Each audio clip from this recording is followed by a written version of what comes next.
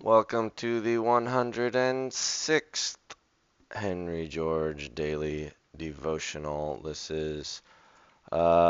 We continue reading Progress and Poverty and Inquiry into the, co- in, into the Cause of Industrial Depressions and the Increase of Want with the Increase of Wealth, the Remedy by Henry George, published in 1879.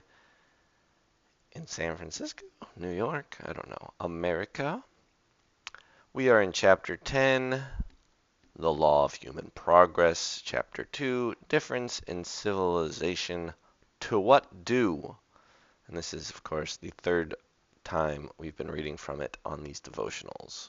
Taking our sweet time. I just don't want it to end. I haven't decided if I want to keep doing daily devotionals and reading through George's other books. But I kind of think why not? Because I think it's a good habit to read for half an hour-ish a day. I have been doing a bunch of other reading of Christopher England's Land and Liberty, the crafting of modern Henry George and the crafting of modern liberalism, about the single taxers throughout the 20th, well, late 19th and 20th century.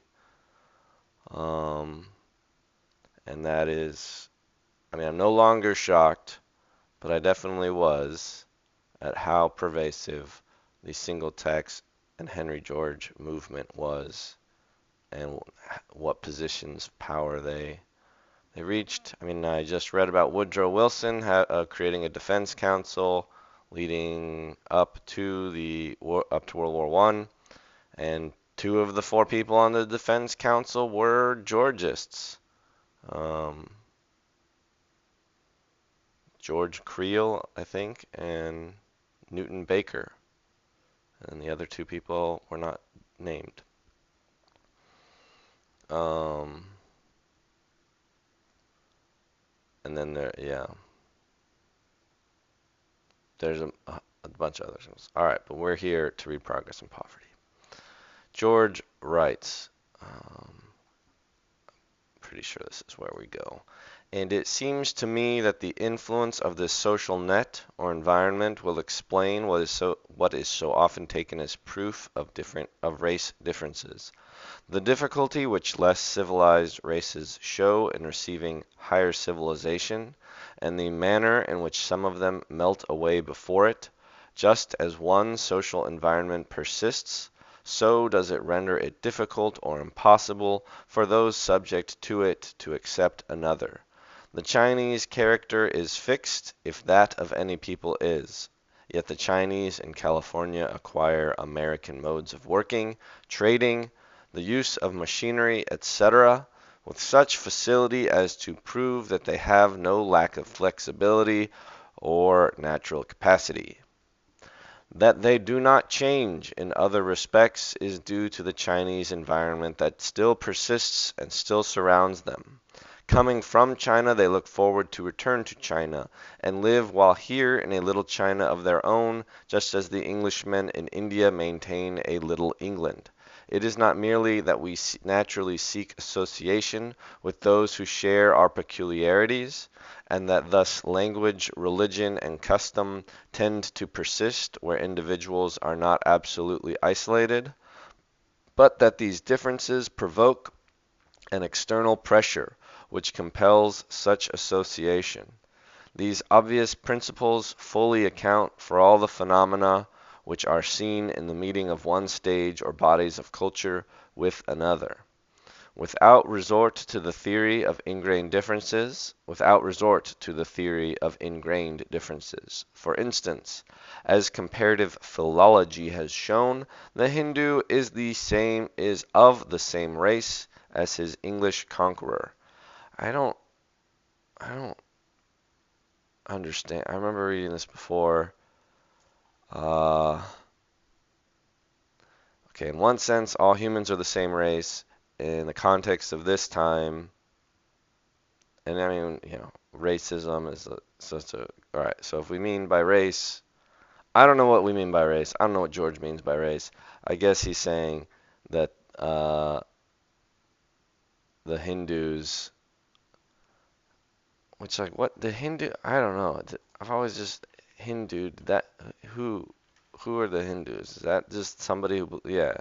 Okay. It is the religion. Oh no, it wasn't the religion. It's anyone from India. So the Indian, yes, Indians. He's saying like Anglo-Saxon and Indian come from a more recent uh, derivative of the human diaspora or whatever. Anyway, the Hindu is of the same race as his English conqueror, and individual instances have abundantly shown that if he could be placed completely and exclusively in the English environment, which, as before stated, could be thoroughly done only by placing infants in English families in such a way that neither they, as they grow up, nor those around them, would be conscious of any distinction. One generation would be all required to thoroughly implant European civilization. But the progress of English ideas and habits in India must be necessarily very slow, because they meet there the web of ideas and habits constantly perpetuated through an immense population and interlaced with every act of life. Mr. Bagehot, we looked that up, the pronunciation, Physics and Politics, endeavors to explain the reason why barbarians waste away before our civilization, while they did not before that of the ancients, by assuming why they waste away before our civilization, while they did not before that of the ancients. He does this by assuming that the progress of civilization has given us tougher physical constitutions, and alluding to the fact that there is no lament in any classical writer for the barbarians, but that everywhere the barbarian endured the contact with the Roman, and the Roman allied himself to the barbarian. He says, Savages in the first year of the Christian era were pretty much what they were in the 1800th, and if they stood the contact of ancient civilized men and cannot stand ours, it follows that our race is presumably tougher than the ancient, for we have to bear and do bear the seeds of greater diseases than the ancients carried with them. We may use, perhaps, the unvarying savage as a meter to gauge the vigor of the constitution to whose contact he is exposed. Mr. Bagehot does not attempt to explain how it is that 1800 years ago civilization did not give the like relative advantage over barbarism that it does now. But there is no use of talking about that, or of the lack of proof that the human constitution has been a whit improved. To anyone who has seen how the contact of our civilization affects the inferior races, a much readier though less flattering explanation will occur. It is not because our constitutions are naturally tougher than those of the savage, that diseases which are comparatively innocuous to us are certain death to him. It is that we know and have the means of treating those diseases, while he is destitute of both of knowledge and means. The same diseases with which the scum of civilization that floats in its advance inoculates the savage would prove as destructive to civilized men if they knew no better than to let them run, as he in his ignorance has to let them run. That's the savage. In his ignorance has to let them run. And as a matter of fact, they were as destructive until we found out how to treat them. And not merely this, but the effect of the impingement of civilization upon barbarism is to weaken the power of the savage without bringing him into the conditions that give power to the civilized man.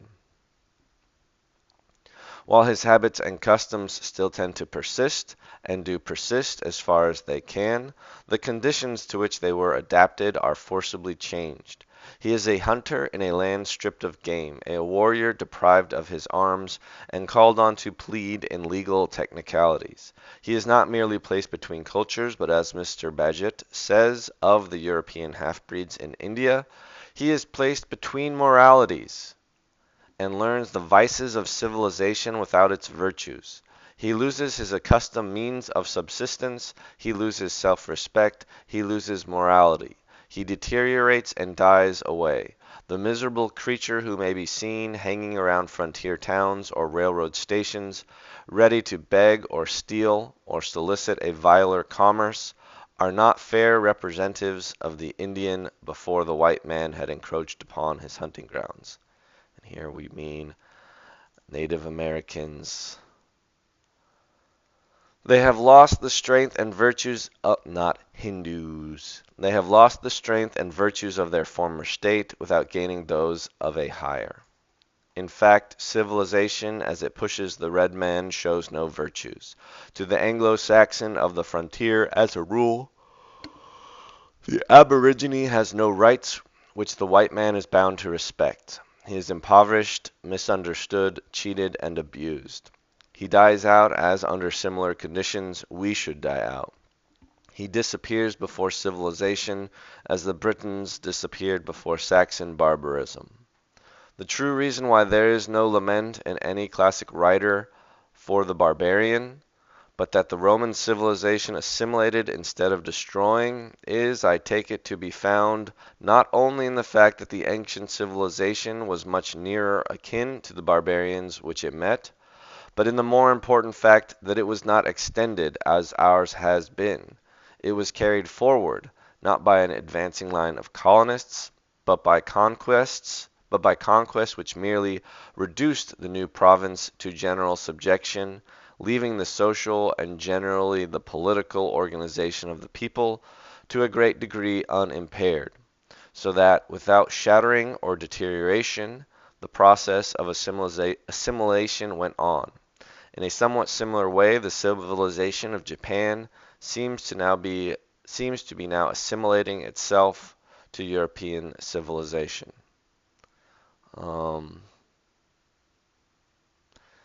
Yeah, this is all, when was Wounded Knee?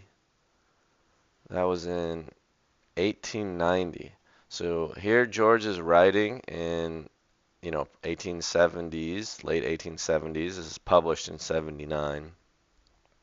He's writing at the time before some of the worst. I mean, is this considered?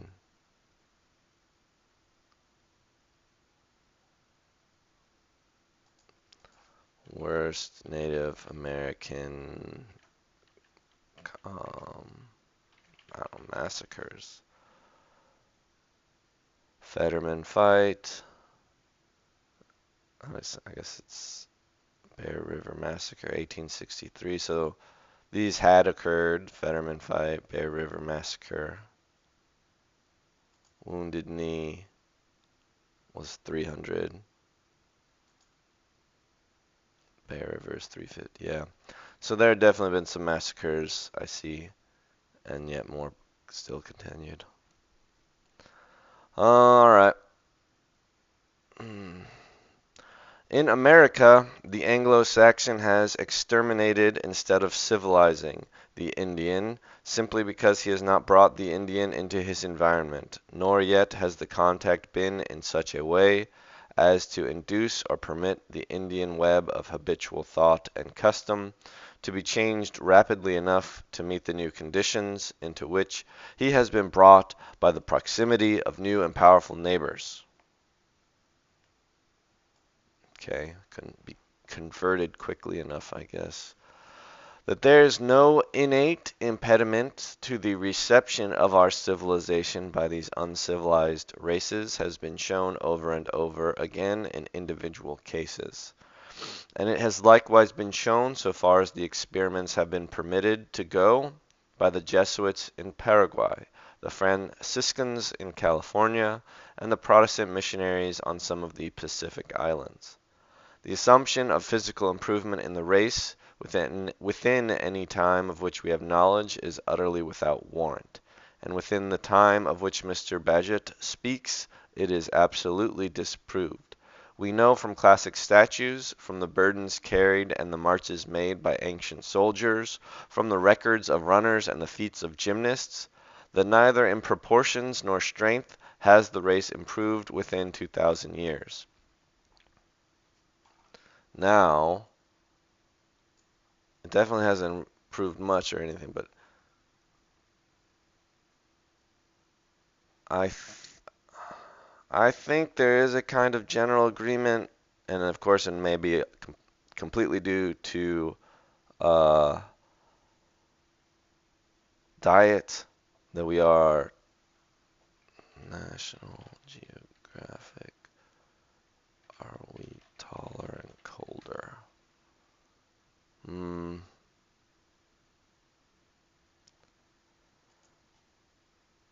Yeah, taller, colder, and fatter. I guess I can't read it. And they may be all tied together. If your basic body is not 98.6, now people are, it's pretty agreed upon, I guess, that we're 97.6-ish. If you don't run as hot, you're not going to burn as many calories. Um, so you might get fatter if you eat the same amount. But maybe also if you're taller, this is now me just guessing. That stuff was said in some of the articles I read. But clearly if all my systems expected me to be 5'8", you know, and then somehow my body got to be 5'11", then maybe it's not maybe that heat has had to, you know, be distributed over a greater area, volume. But that's assuming that whatever controls your sort of height wouldn't control whatever systems keep you warm or regulate your body temperature, regulate your basal metabolic rate, your energy. I don't know. And it's also not clear if those causes are purely from the like food environment or just not even just food, just the environment uh, a of the modern civilization that I was raised in. The microplastics stretching me out. All right, George continues. But the assumption of mental improvement, which is even more confidently and generally made, is still more preposterous. As poets, artists, architects, philosophers, rhetoricians, statesmen, or soldiers, can modern civilization show individuals of greater mental power than can the ancient. There is no use in recalling names, every schoolboy knows them.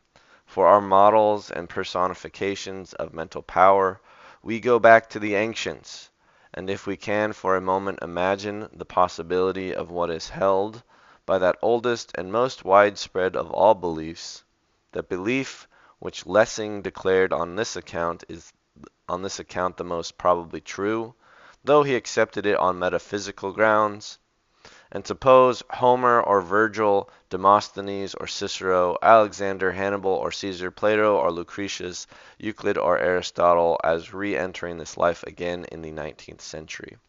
Can we suppose that they would show any inferiority to the men of today?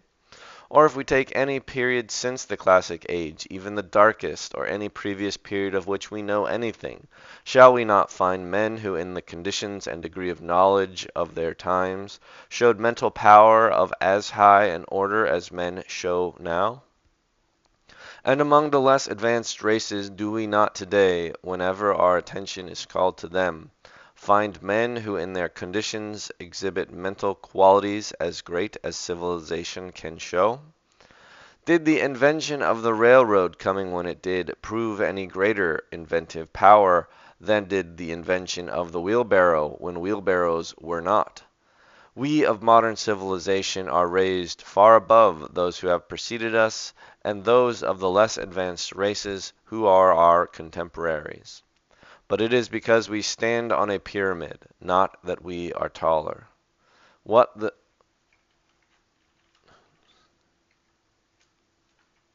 yeah,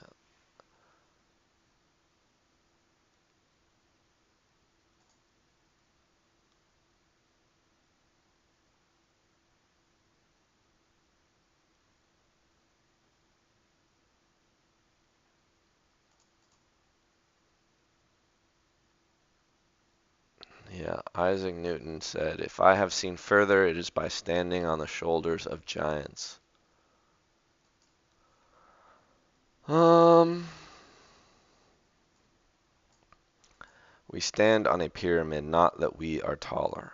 For what these centuries have done for us is not to increase our stature, but to build up a structure on which we may plant our feet. Let me repeat. I do not mean to say that all men possess the same capacities or are mentally alike any more than I mean to say that they are physically alike. Among all the countless millions who have come and gone on the earth, there were probably never two who exactly, physically or mentally, were exact counterparts. I added an extra exactly in there. Nor yet do I mean to say that there are not as clearly marked race differences in mind as there are clearly marked race differences in body. I do not deny the influence of heredity in transmitting peculiarities of mind in the same way, and possibly to the same degree, as bodily peculiarities are transmitted. But nevertheless, there is, it seems to me, a common standard and natural symmetry of mind, as there is of body, toward which all deviations tend to return. The conditions under which we fall may produce such distortions as the Flatheads produce by compressing the heads of their infants, or the Chinese by binding their daughters' feet. But as Flathead babies continue to be born with naturally shaped heads and Chinese babies with naturally shaped feet, so does nature seem to revert to the normal mental type. A child no more inherits his father's knowledge than he inherits his father's glass eye or artificial leg. The child of the most ignorant parents may become a pioneer of science or a leader of thought. But this is the great fact with which we are concerned, that the differences between the people of communities in different places and at different times, which we call differences of civilization, are not differences which inhere in the individuals, but differences which inhere in the society. They are not, as Herbert Spencer holds, differences resulting from differences in the unit, but that they are differences resulting from the conditions under which these units are brought in the society. In short, I take the explanation of the differences which distinguish communities to be this: that each society, small or great, necessarily weaves for itself a web of knowledge, beliefs, customs, language, tastes, institutions, and laws. And into this web, woven by each society, or rather into these webs, for each community above the simplest is made up of minor societies which overlap and interlace each other. The individual is received at birth and continues until his death. This is the matrix in which the mind unfolds and from which it takes its stamp. This we have to appreciate his busting out. This is the matrix in which the mind unfolds and from which it takes its stamp. He wrote this before the movie The Matrix came out. You know, 100 years, 120 years before The Matrix came out. This is the way in which customs and religions and prejudices and tastes and languages grow up and are perpetuated. This is the way that skill is transmitted and knowledge is stored up. And the discoveries of one time made the common stock and stepping stone of the next, though it is this that often offers the most serious obstacles to progress. It is this that makes progress possible. It is this that enables any schoolboy in our time to learn in a few hours more of the universe than Ptolemy knew, that places the most humdrum scientist far above the level reached by the great mind of Aristotle. This is to the race what memory is to the individual. Our wonderful arts, our far-reaching science, our marvelous inventions, they have come through this. Human progress goes on as the advances made by one generation are in this way secured as the common property of the next, and made the starting point for new advances.